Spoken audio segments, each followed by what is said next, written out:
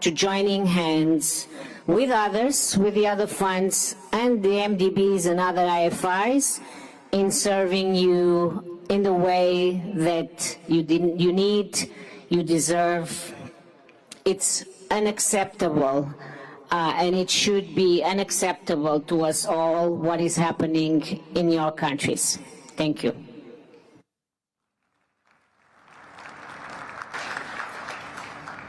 Can I take this opportunity on behalf of all of us to thank Mafalda for her trenchant work.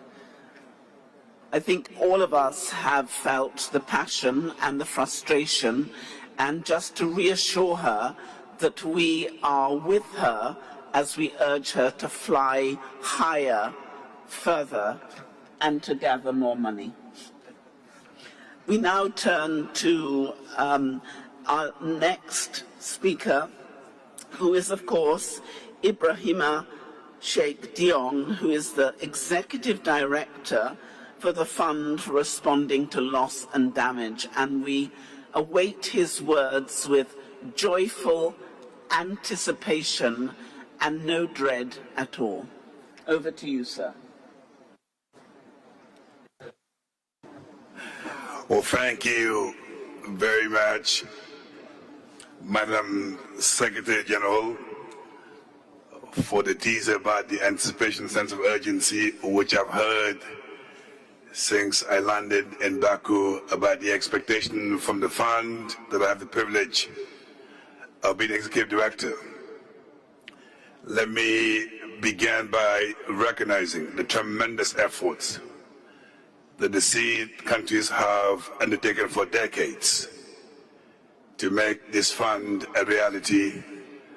And I'd like to pause for a second and give a big round of applause for the work they've done to bring us here.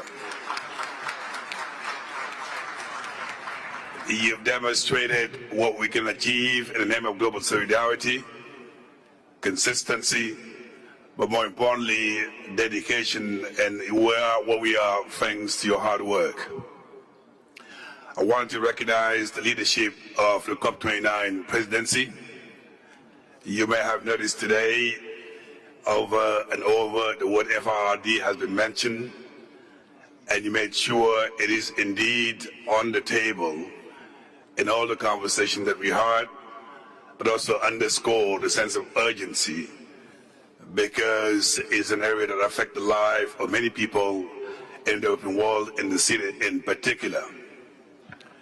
While we're making all this progress, unfortunately, extreme weather conditions are getting worse, not better, affecting the lives of millions of people in developing countries, and seed included.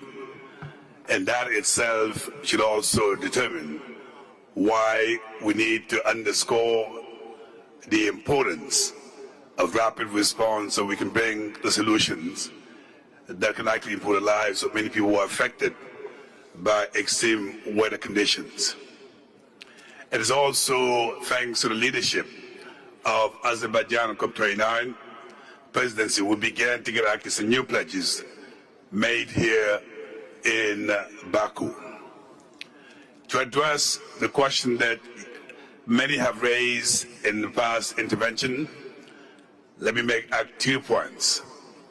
One is the commitment of the board in addressing your concerns, and then second, the commitment that I'm prepared to make here as Executive Director to be part of the solution. Number one, you know by now we have the pledge of $700 million, and as of yesterday we got about $720 million.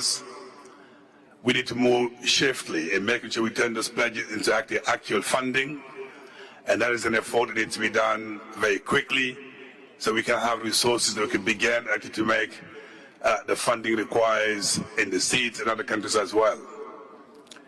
I think second, it's been said by many people who spoke before me, the needs to address loss and damage is in the billions.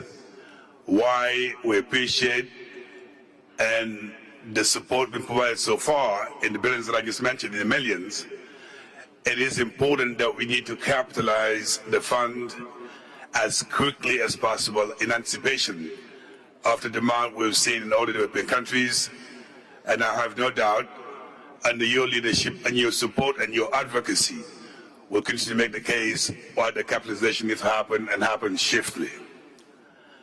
Third, the board of the fund is extremely committed and making sure that we come up with the access modalities as quickly as possible and making access easy, nimble, and flexible and fair to make sure at least we can begin to address the needs of the country we're supposed to be supporting. And that will take into account the lessons learned for previous funds, but more importantly, building on what Mafalda has said earlier, and complementarity and coordination, and make sure we can actually speed up access for the countries who actually need the funding. Forward, the fund also is acknowledging the importance of building actually ownership in our response in the countries we're supposed to support. So we're looking forward also in building the capacities to make sure that accessibility is easier. But more importantly, we're also looking at the ways in which, in developing national loss and damage strategies and plan, whereby our intervention is fully aligned with the policies, the commitment, and the vision of the country we're supposed to support, so at least we can come up with sustainable solutions. Last but not least, the fund also recognizes we're not actually alone in addressing loss and damage. And that is why my colleague to my right, Mafalda, and I have decided to join forces to making sure, as we engage with countries, we pull our resources together so we can actually be part of the solutions. Let me finish by saying what I'm prepared to do as executive directors. I may be on the job only for 1 week, and that is probably too early to make any commitment or statement, but I can tell you this. I came from Senegal in West Africa. I go up seeing women being challenged, like having access to water. I grow up seeing poverty in the countries where I came from.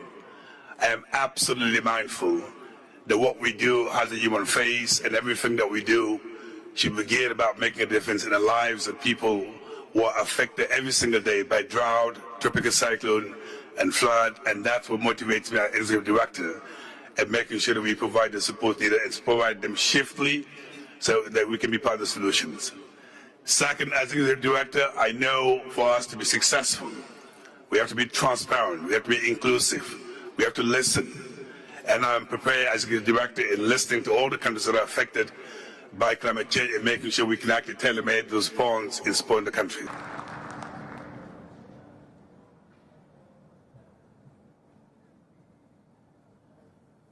We'll be willing you to succeed, and we'll be walking with you in partnership.